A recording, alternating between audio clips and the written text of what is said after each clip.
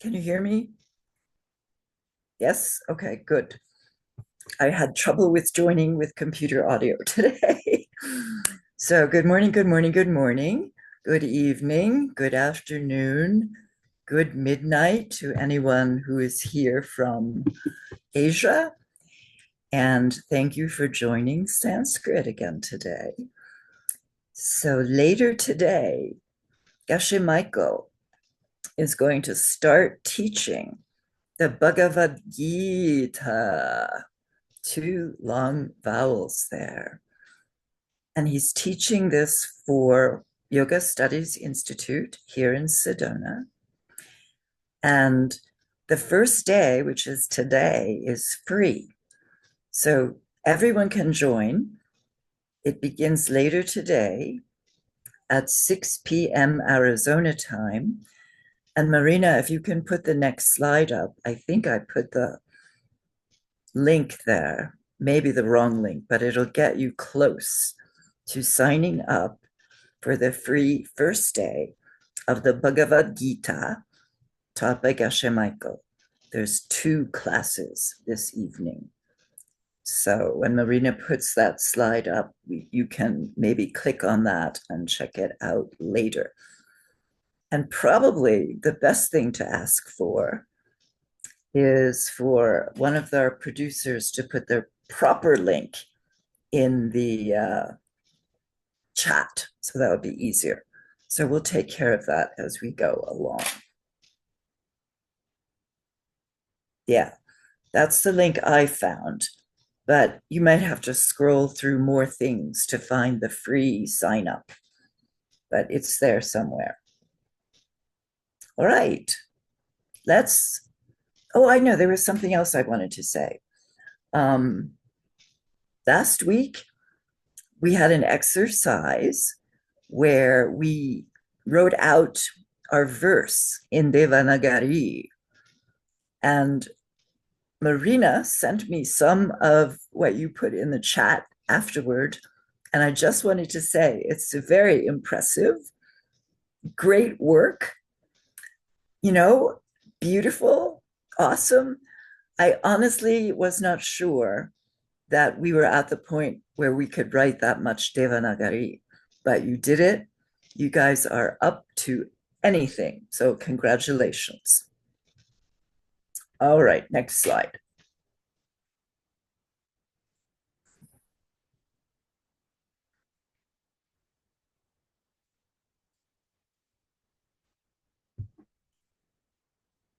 Marina is smiling. That means technology is not making her happy today. It's not making me happy either. Look at that. And it's actually in Sanskrit 2003. The production team is awesome. I don't know how they do it, but they do magic. So here's our verse in beautiful Sanskrit 2003, which is the name of that font that Geshe Michael uses and that I use and that I like very much. So let's recite this. If you can, try to recite it looking at the Devanagari, but no penalty if you look at the IAST. All good. Okay, everybody, please open your mics. On the count of three, we will say this together. Oh, and there's that long A is missing again. I fix it everywhere, but it keeps creeping back. That first word is tata, should be the second A, should be long. So let's say it properly. 1, 2, 3. Tata Dona Maya Karyam Kulochita Swakulochita Karnam Nirmalasya Nirmalasya Masyasya Alanko Blanko Ved Yatha. Pavet Yatha. Get the rhythm of it with the longs and the shorts. It sounds very different than if you say it improperly. So we'll say it a couple more times. Tata Duna, say with me. Tata Tata Duna Maya Karyam Svakulochita Svakulochitkarinam Nirmalasya Nirmalasya Ya Kalasyasya Kalako Kalanko Nabhave. Bhavet Yatha. Okay, great. So translation is an art, as we have been learning. And last week, we made a rough translation of the first half of this verse. We isolated the subject, which is duna. That's the second word there. And we saw that there is no verb in this part of the verse. And we identified two accusatives, two nouns in the accusative case, and those are karyam, and karinam. And they both come from the root karote, which means to make or do. We translated the other words in this half of the verse. And we got a sense of participles and how they can carry the weight of a verb in a sentence where the verb is missing. So we did a lot. Now, let's look at the next slide just quickly. Oops, that shouldn't be the next slide. Let me see the next one.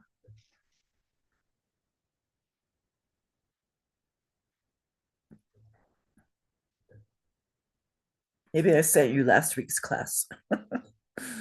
It's the one with the, yes, that's the one. So here are the cases: nominative, accusative, instrumental, dative, ablative, genitive, locative, and of course the last case, the vocative. That's number 8, rarely used. And before we go on, I thought it might be worthwhile to review how to translate the 8 cases. So let's see what the next slide looks like.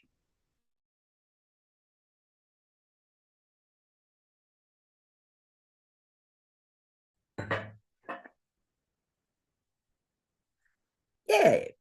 Okay. So this is the flavor the different cases convey in the sentences that we work on. The nominative case is the subject of the sentence. So I'm giving you English examples here. The woman eats the apple. Woman would be in the nominative case because that is the subject of this particular sentence. And the accusative case is the object of the action that the subject does in the sentence. So this example would be the woman eats the apple. Apple would be in the accusative case because it receives the action that she takes. It gets eaten. The instrumental case we translate by means of, through the instrumentality of. So an example of this would be, he drinks water by means of a cup. So cup could be in the instrumental case. The dative case we would translate with to or for. So you may be noticing here that in Sanskrit, what other languages use prepositions for, like to or for or with or by, Sanskrit doesn't.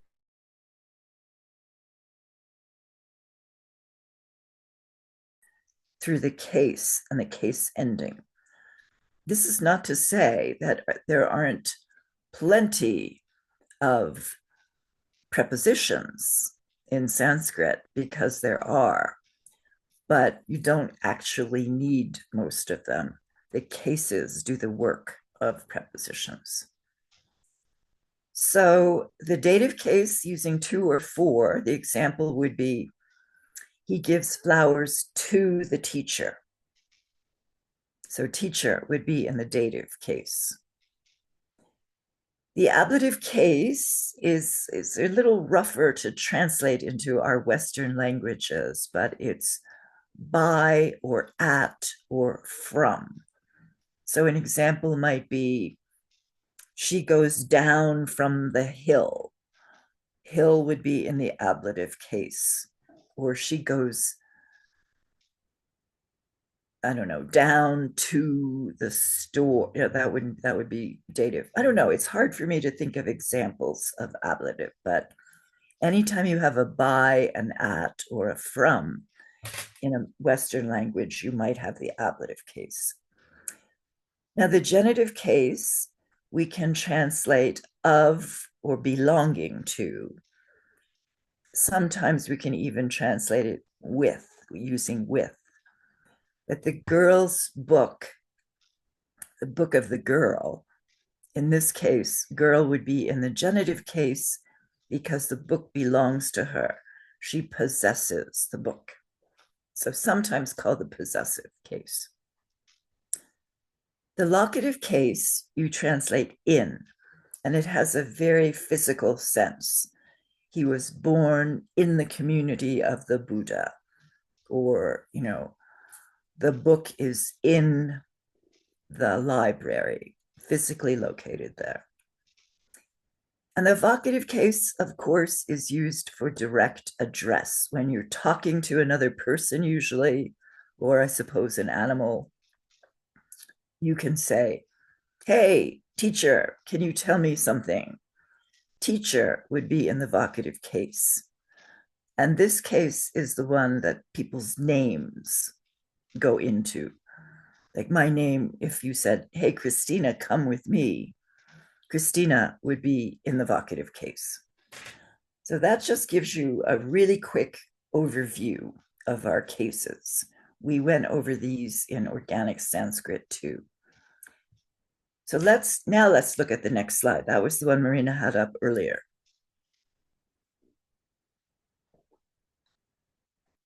And we did this last week. Here is our verse. Let's say it one more time, just for good measure. Everybody open their mics and say with me. I put the long A proper here. Tata duna Tata duna maya ya karya karyam lochita karina. Come on, don't be brave. You can't make any mistakes. Just do it. Nirmalasya Sya kulasya kalanko nabawet yatha. yatha. That O is long and that Maved is long. Okay. So I've highlighted several items as we saw last time. And I did not highlight duna, even though it is a noun, because it's a feminine singular noun. And we have not learned those yet. But I've told you that it's a feminine nominative singular. And that means it's the subject of the sentence, the verse. And I did not highlight sva or kulochita. Who remembers why they are not highlighted?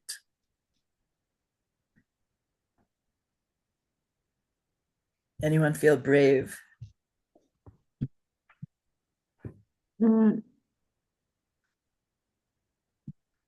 It's a combination of words. Yes, exactly. Yeah. Is that Kathy? Who is that? Elena? Kathy. Who? Kathy. Kathy, are you feeling better? Yeah, thank you. Good, good. Yes, it's a combination of words. And in a compound noun, we don't decline the earlier words in the compound. So what I've highlighted here are all nouns that we're going to look at the declension of because they're nouns that are declined in our sentence. But sva, kulochita, while they are nouns, they are not, okay, thank you, Elena. they are not declined. So they're sort of freebies, gimmies, extra goodies that we don't have to worry too much about once we identify what they are. So the nouns so far, yeah, Kathy, what's the question? Christina, is it only the last word of the compound words that is declined? Exactly. When you have a compound noun, only the last word is declined. The others are just stuck onto it in the front of it, and they are not declined. But the challenge, of course, is that when we translate that compound noun, we have to get the sense of all the words in. So that can be a challenge. But in terms of the grammar, only the last word is declined. So that's why I only highlighted karinam, because we're going to pay attention to declined nouns at this point. Okay, blah, blah, blah. All right, so the other words, which are not nouns, we know that duna is a noun, but we're not going to pay too much attention to it. Karyam, svakolochita karinam, nirmalasya kulasyasya kalanko. These are all nouns. What about the other ones? Tata, and look at the very last word, yata, are indeclinables. And last week we talked about indeclinables, which are some of my favorite words in Sanskrit, because like the first part of compound nouns, they are not declined. So more or less, they always look the same. Now, of course, sandhi could affect those, but otherwise they're not declined. Tata and yata. And these are sort of correlative conjunctive words, which combine and integrate the meaning in the sentence. So tata can mean thus, and yata, we will see when we get to the next verse, means which. It's a sort of correlative. So those are indeclinables. And the English equivalent, sort of thus and which, so they connect meanings in the sentence. Maya, the third word in the first line, is a pronoun. And it is, as it says in the note here, the instrumental singular of the pronoun aham. Aham means I, myself, I. So given that we just reviewed the meanings that the different cases give us, what would the instrumental convey to the sense of the pronoun I? How would you translate that pronoun declined in the instrumental case?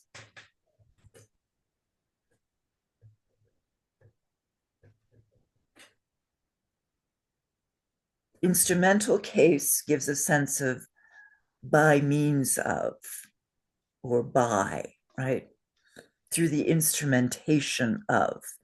He drinks water by means of a cup. So this word, the pronoun I declined in the instrumental case, would mean, and it says it right there in the definition. What does it say?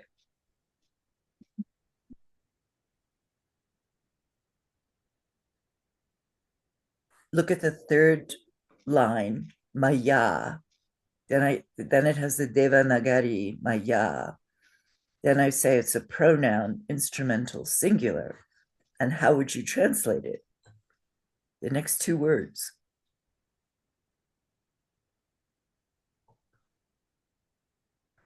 You would translate it by me.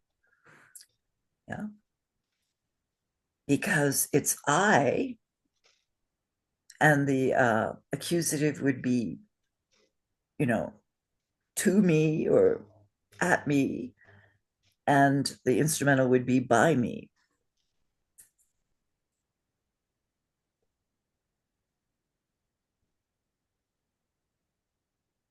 Are there questions? I don't get a sense that this is coming through.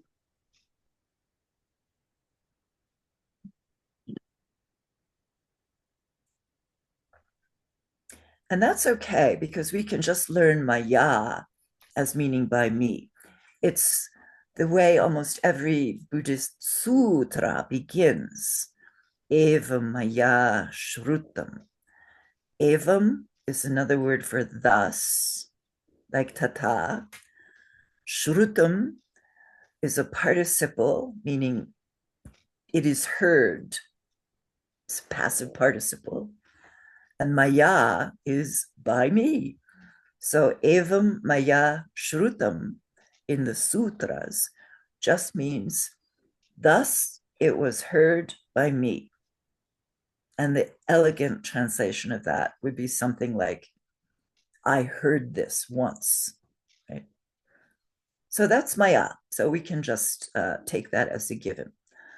Now, karya, we did before, but the other two words we haven't looked at yet. We've just looked at tata and yata, maya. Let's look at na. This is kind of easy. What does na mean?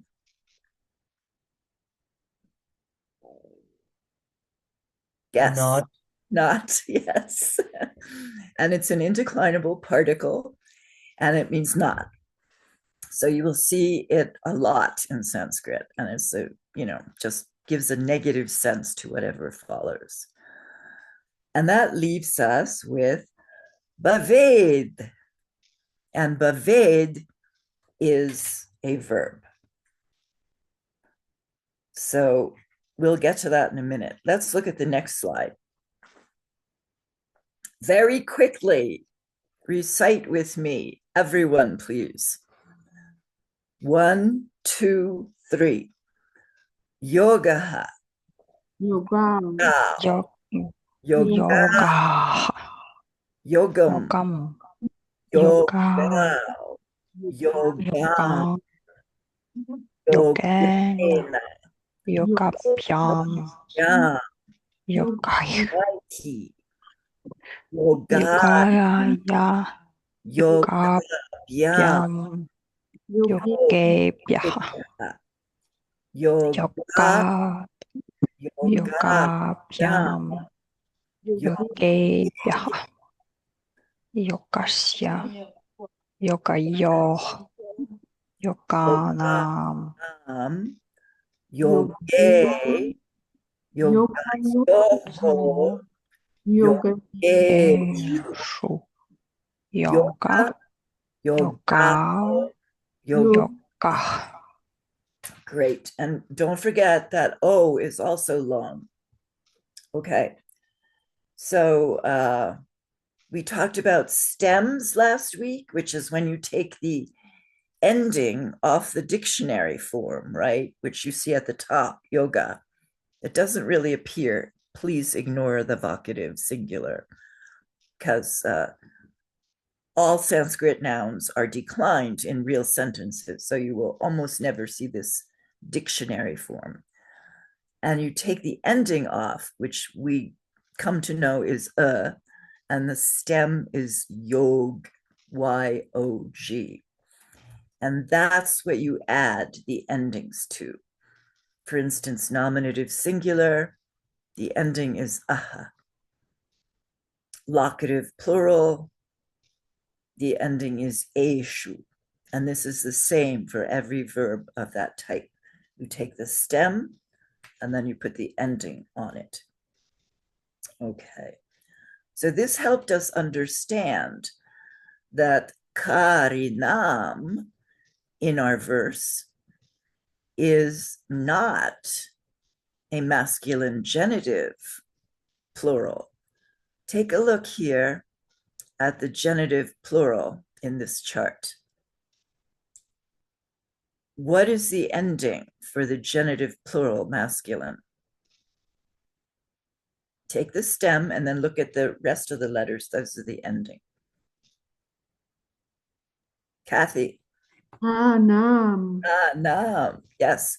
So if we took our word in our verse, karinam, what would it be if it was a genitive plural masculine?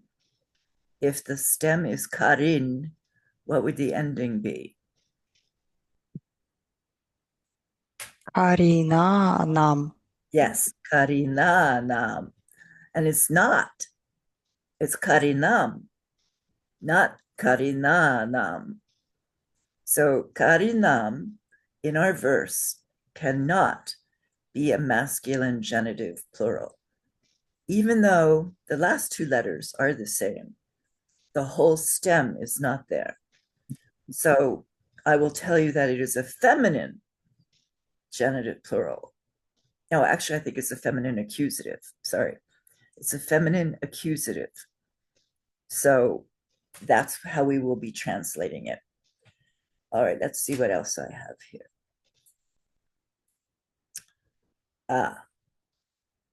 We already talked about stems. No, not yet, not yet. Go back.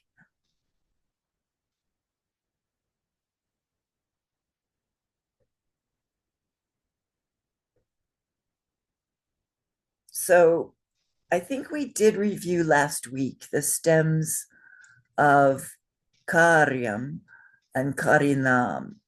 They both have the same root, which is kar karoti. And that is a verb, a root and a verb that means to make or do. But even though they have the same root, kar, karyam, and karinam have two different stems. So they're both related to kar, but they're different words. So what do you think the stem of karyam is?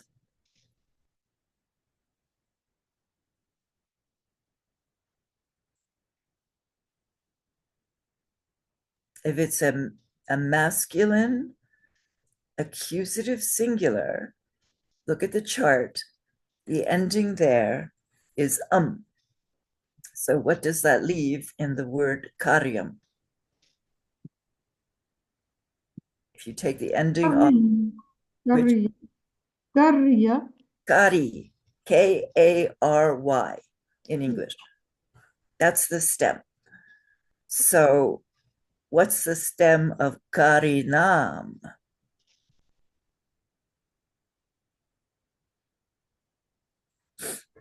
Karin. Karin.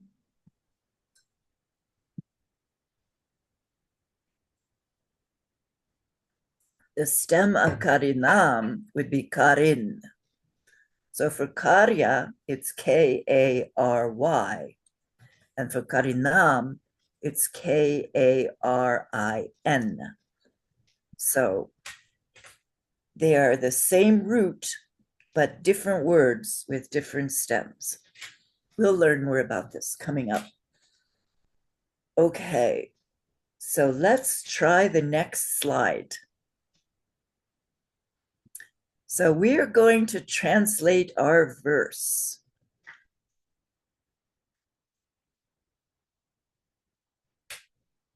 We just went over almost everything, and now we're going to analyze how we're going to sort of translate this. So tata is an indeclinable, meaning so or in that way. Duna is the feminine noun, and we've talked about how we don't know that yet, but it's the subject of the sentence. So it's going to have extra weight. It's going to be the focus of how we translate this verse. Maya is the masculine instrumental singular of the pronoun I.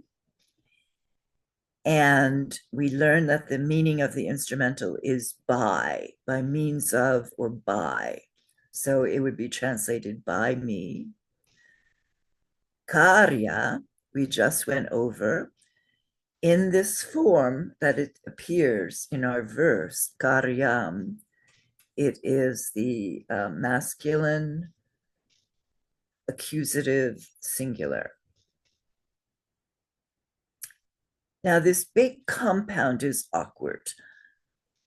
The word is actually svakulochita karinam. That's the word. This one is also in the accusative case. And I've given you my notes here in case you want to review this class later. Because as we get deeper into Sanskrit, we're going to get more complicated and more interesting. And you will need to know the thought processes behind our analyses and our translations. So I hope this will make it a little easier to review. And don't forget, we're doing this in a very unusual way, in an organic way. So we're diving deep into difficult grammar lessons in a very early period of our Sanskrit studies. So be brave. You're doing amazingly well. So here is Svakulochita Karinam. We have two accusatives in this phrase, this half of a verse. The first one is Karyam, which we saw, and the second one is Karinam. How are we going to translate these two? We have no verb, we have one subject, we have a few miscellaneous words, and two accusatives. So a subject and two accusatives, no verb. It's going to be challenging to translate this sentence. So two accusatives is awkward. And I'm going to suggest, and again, don't forget, I'm translating along with you, and we're creating a literal translation. Maybe next week we will get to see Geshe Michael's translation, but this is just our literal translation, word by word, so that we can well understand what the exact sense of this verse is. We will polish it up and make it fancy in elegant English later. So I'm going to suggest that these two accusatives are in apposition to each other. Now, I don't know if people here know this grammar term, apposition. It sort of has the sense of two words in the same case that emphasize or reinforce each other, or more precisely, one of them gives additional information about the other. Usually it's not as complex as it is here in this beautiful piece of writing by our genius author, Master Shantideva. Usually it's simpler. For example, in English, you might say,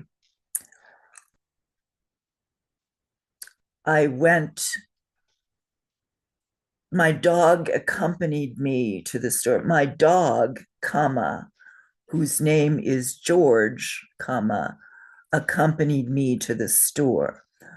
So whose name is George is not really a part of the sentence.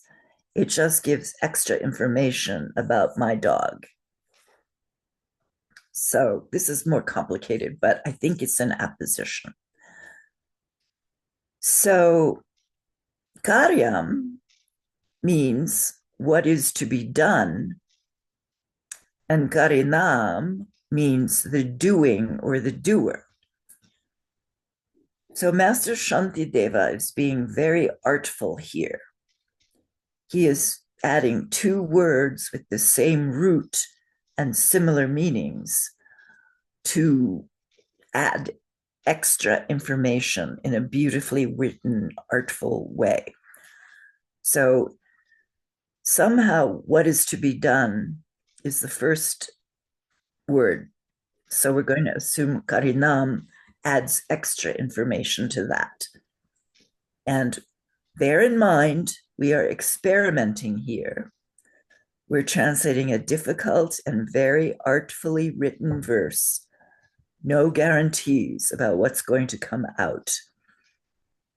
So we're going to be brave. All right. Let's have the next slide. So here is our proposed translation. Tata, in that way, Duna, which you will remember from the vocabulary slide, has a very complicated meaning. That is the subject of our sentence here. So Duna, it has the sense of an Ayurvedic ritual involving an incense burner using incense to purify or heal some person or thing or situation. So look how complicated that is. And that's the subject of our sentence. And we, as translators, have to find a way to convey that in the translation that we're going to make. So I am jamming together these conceptual notions that cling to this noun, duna, into something I'm calling an incense purification action, right? So this is very subtle and very challenging.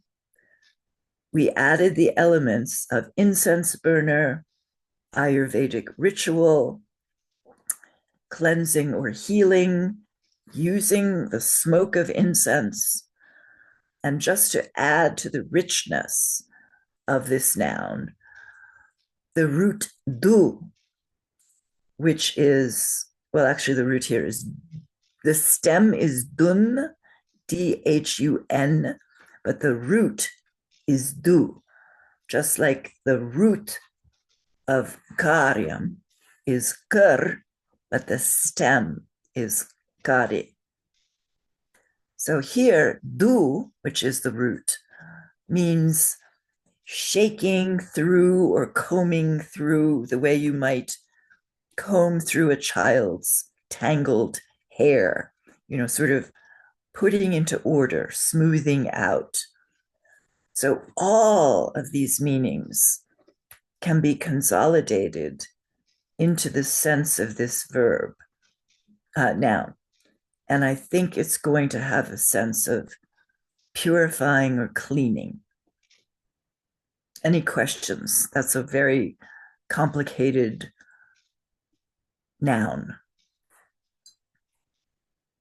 No, but I think we need a whole commentary for only one word.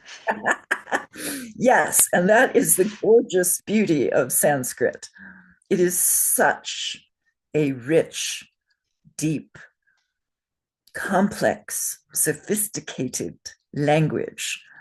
And that is why every single one of us here feels it in our hearts. And we can't explain it, but we know it. Okay, so that's the first two words so far. We have a bunch more to go. Maya, we know, means by me. Karyam, we know, has a sense of what is to be done, the thing to be done. And Karinam has a meaning of the doer or the doing. And we've got it in another compound, which has elements of sva, myself, my own, kula, which is family, and uchita, which is suitable or fitting, proper. So we have to find a way to translate this compound noun. And in a very rough and literal sense, I'm suggesting that we say it is the doing, the action that we do for my own suitable, proper action to fit my Buddha family. And there's no verb to help us here. So we could roughly say that this half of the verse means, in that way, the incense purification action thing by me is to be done. So it's to be done by me. And I'm sticking this word as to reflect the apposition of this second noun, is to be done by me as is fitting or suitable for doing for my own Buddha family. Okay. Now, you notice I added Buddha to Kula, right? But I already earlier we saw that Kula merely means family or community. As translators, we have to take into consideration the context of our verse. What comes before it? What comes after it? Geshe Michael sometimes calls this anticipatory translation, where you guess what's going to come next from what came before. So Marina, can we look at the next slide quickly? Yeah, that's the verse that came before. We're working on 326, and this is 325. So this whole section of the Bodhisattva Charyavatara is about taking your Bodhisattva vows. And verse 25, the previous verse to this one, says, and this is Geshe Michael's translation, today my life has meaning because I took my Bodhisattva vows. Now, the fact that I was born has some importance. Today, taking my vows, I join the family of the Buddhas, the Kula. Now I am the child of the Buddhas. So let's go back to the previous slide, please. So I have added the word Buddha to Kula.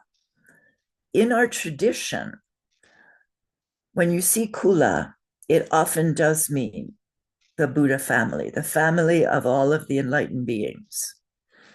Okay. Those of you who took ACI 7, remember that when you take your Bodhisattva vows, or even study about taking your Bodhisattva vows, you join the family of the Buddhas at that moment, and you become a son or daughter of the Buddhas. So I'm going to suggest, given the context of the two verses, that we add Buddha to Kula here. And this is what we're talking about. Something to do with purification or cleanliness with regard to the moment when you join your own Buddha family. Okay, let's go to the second slide after this. Okay, so you really have to be a kind of a poet to attempt to translate a writer as good as Master Shantideva. And we're not there yet, but we at least see the bones of what we've got. We have the basics down, but we haven't built the structure, and we haven't painted or put decorations up yet, just the very rough bones of the structure of half of this verse. So next, we're going to tackle the second half of the verse. And after we do this, we'll see Geshe Michael's rough translation. And when you see it, it may surprise you based on what we've just gone through and what we know to be the literal meaning of this verse. It surprised me when I saw it. And in my opinion, Geshe Michael is as artful and poetic, both a writer and a translator, as Shantideva is. So we'll see more about that soon.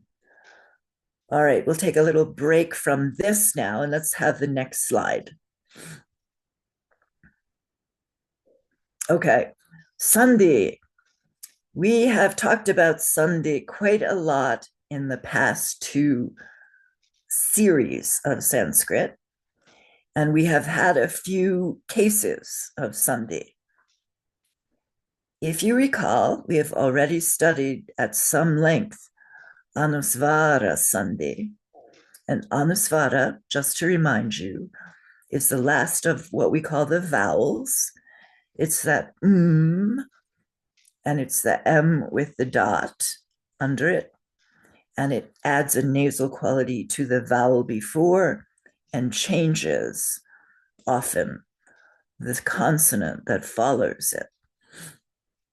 And that's an example of consonant sandhi because it involves consonants.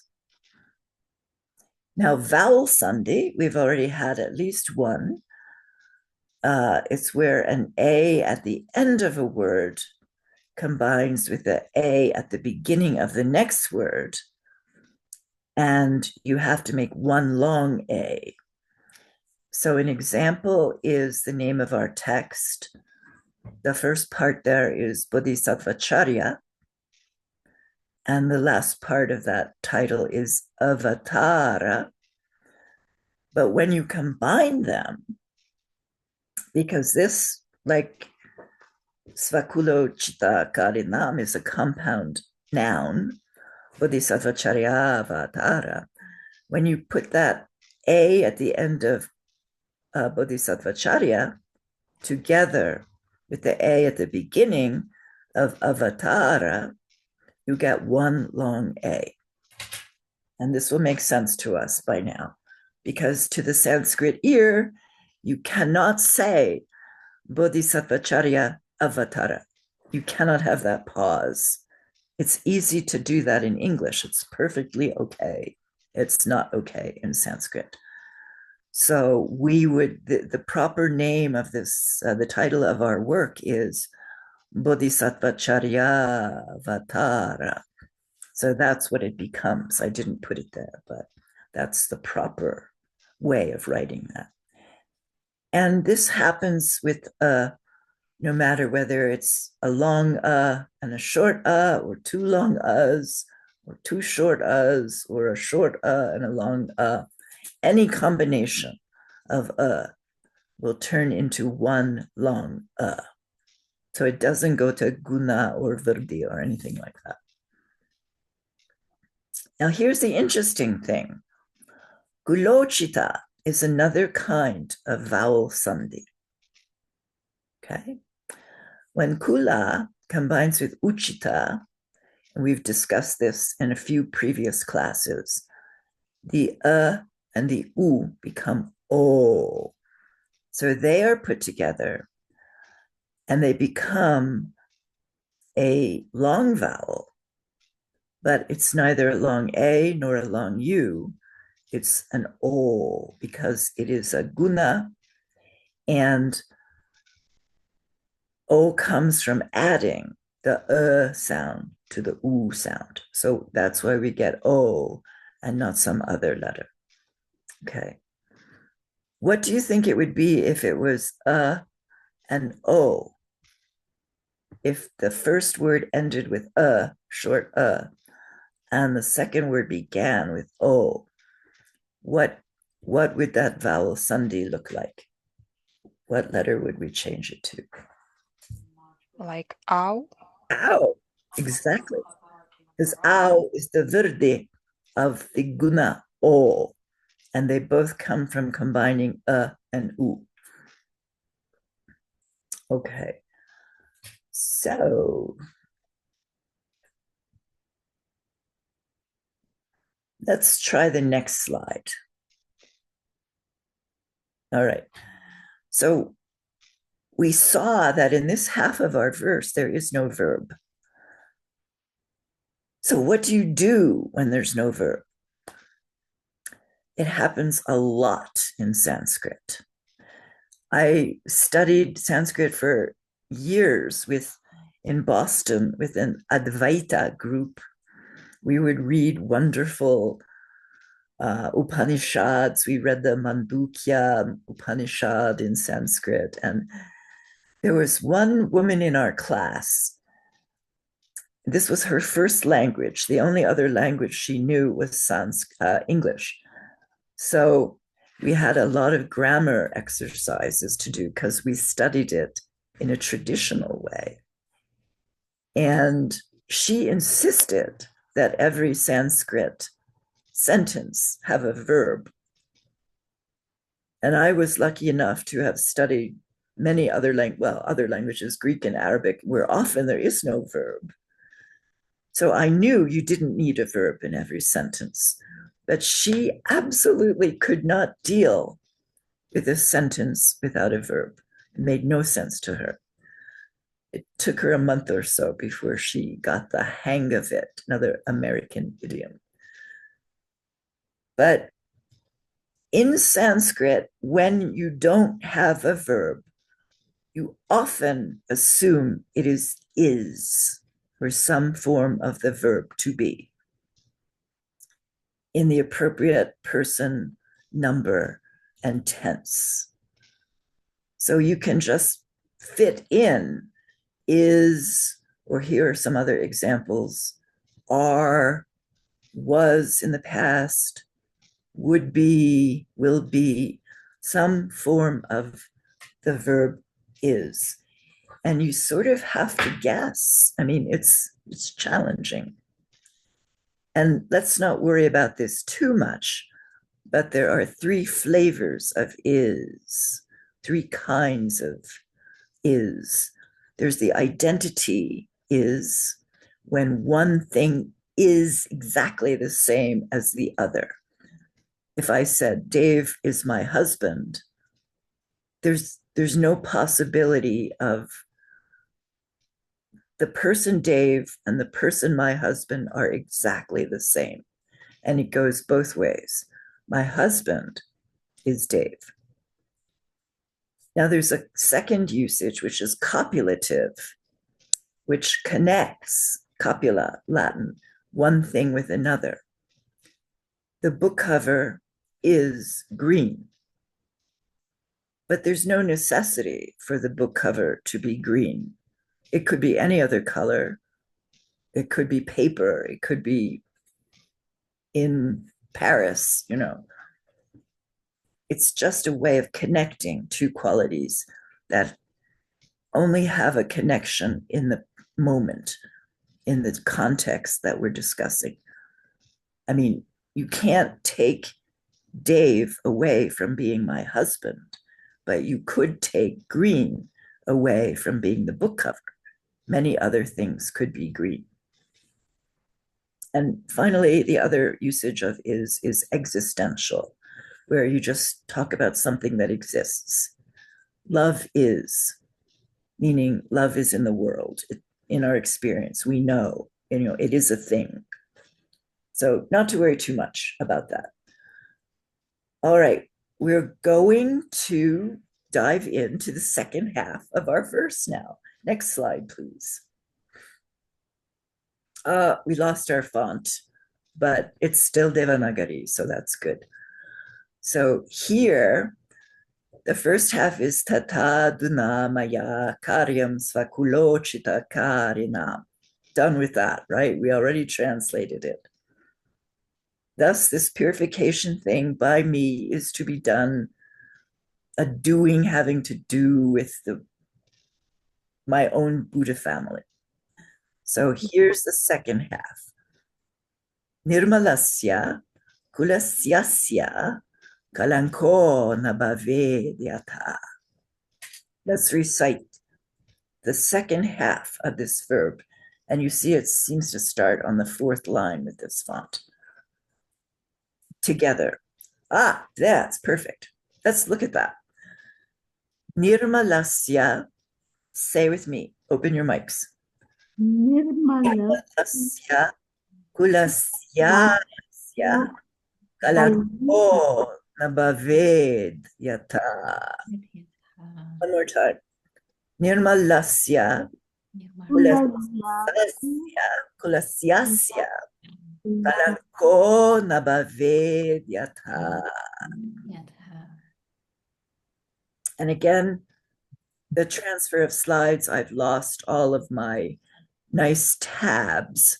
So you'll have to read more carefully. But we can start today. We won't get too far because we're almost out of time with at least getting a sense of these vocabulary words. One more time. I think we did this in organic Sanskrit too. Nirmala. Nirmala. Yes. All.